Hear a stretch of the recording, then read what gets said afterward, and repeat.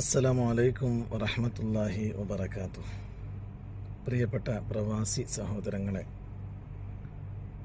പ്രവാസ ലോകത്തെ ജീവിതം വളരെയധികം പ്രതിസന്ധികളിലൂടെയാണ് ഇപ്പോൾ കടന്നുപോയിക്കൊണ്ടിരിക്കുന്നത്. പരിശുദ്ധമായിരിക്കുന്ന ഈ റമദാനു ഷരീഫിൽ പോലും ആത്മാർത്ഥമായി ഇബാദത്ത് ചെയ്യാൻ ഒരു മനുഷ്യന് കഴിയാത്ത രൂപത്തിൽ, ഒരു മനുഷ്യൻ്റെ സ്വസ്ഥത നശിപ്പിക്കുന്ന രൂപത്തിൽ ഇസ്ലാമിൻ്റെ ശത്രുക്കൾ ഈ റമദാനിനെ തന്നെ തിരഞ്ഞുപിടിച്ച് അതിൽ തന്നെ കലുഷിതമായ അന്തരീക്ഷം സൃഷ്ടിക്കാൻ തീരുമാനിച്ചുറപ്പിച്ചതുപോലെയാണ് കാര്യങ്ങളുടെ പോക്ക് കണ്ടിട്ട് മനസ്സിലാകുന്നത്. വിശ്വാസികളായ നമ്മെ സംബന്ധിച്ചിടത്തോളം നമുക്ക് ചെയ്യാനുള്ളത് പടച്ച തമ്പുരാനോട് പ്രാർത്ഥിക്കുക എന്നത് മാത്രമാണ്.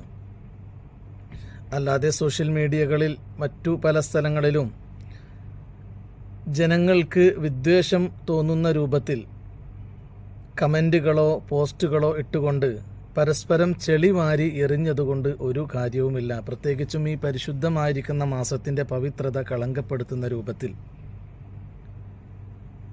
മോശമായ പ്രവർത്തനം ചെയ്യുന്ന ആളുകൾ, ഇസ്ലാമിൻ്റെ ശത്രുക്കൾ, അവർക്ക് അല്ലാഹു സുബ്ഹാനഹു വ തആല നൽകേണ്ടത് നൽകിക്കോളും എന്ന ഒരു വിശ്വാസമാണ് എപ്പോഴും ഒരു സത്യവിശ്വാസിയുടെ മനസ്സിൽ രൂഢമൂലമാകേണ്ടത്. എന്തൊരു കാര്യം വരുമ്പോഴും തവക്കൽതു അലല്ലാഹ്, അത് അള്ളാഹുവിനെ ഏൽപ്പിച്ചു, അള്ളാഹു ആ കാര്യം കൈകാര്യം ചെയ്തുകൊള്ളും എന്ന രൂപത്തിൽ മുന്നോട്ട് പോകുക. പ്രാർത്ഥനയാണ് അദ്ദുആഉ സിലാഹുൽ മുഅ്മിനി, യഥാർത്ഥ വിശ്വാസിയുടെ ആയുധമെന്ന് പറയുന്നത് പ്രാർത്ഥനയാണ്. പ്രാർത്ഥിച്ചു കൊണ്ടേയിരിക്കുക. ഇൻഷാ അല്ലാഹ്, അല്ലാഹു സുബ്ഹാനഹു വ തആല എല്ലാ കാര്യങ്ങൾക്കും ഒരു കൃത്യമായ തീരുമാനവും കൃത്യമായ പര്യവസാനവും ഉണ്ടാക്കിത്തരും. പ്രധാനമായും നാം പ്രാർത്ഥിക്കേണ്ടത് മഹാനായിരിക്കുന്ന ഇബ്രാഹിം നബി അലൈഹിസ്സലാത്തു വസ്സലാം പ്രാർത്ഥിച്ച ഒരു പ്രാർത്ഥന, റബ്ബിജ്അൽ ഹാദൽ ബലദ ആമിനൻ. പരിശുദ്ധ ഖുർആനിൽ വന്നതാ. റബ്ബിജ്അൽ ഹാദൽ ബലദ ആമിനൻ, പടച്ചവനെ ഈ നാട്, ഞാൻ ജീവിക്കുന്ന ഈ നാട് നിർഭയത്വമുള്ളതായിരിക്കണേ. ഇവിടെ പ്രയാസങ്ങളും ഭയമൊന്നും കൂടാതെ ജോലി ചെയ്യാൻ, ഞങ്ങളുടെ കാര്യങ്ങളൊക്കെ നടത്താൻ അതിനുള്ളൊരു സാഹചര്യം ഈ നാട്ടിൽ നീ ഉണ്ടാക്കി തരണേ എന്നാണ് എല്ലാ പ്രവാസികളും പ്രാർത്ഥിക്കേണ്ടത്.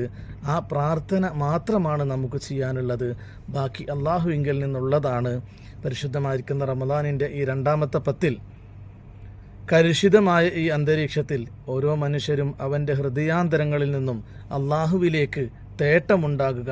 തീർച്ചയായും ഉത്തരം നൽകപ്പെടും. അല്ലാഹു തആല ഇത്തരം സാഹചര്യങ്ങളിൽ നിന്നൊക്കെ നമുക്ക് മോക്ഷം നൽകി പഴയതുപോലെ ശാന്തമായ സമാധാനകരമായ അന്തരീക്ഷം നിലനിർത്തി തരട്ടെ. വ ആഖിറു ദഅ്വാനാ അനിൽ ഹംദുലില്ലാഹ്.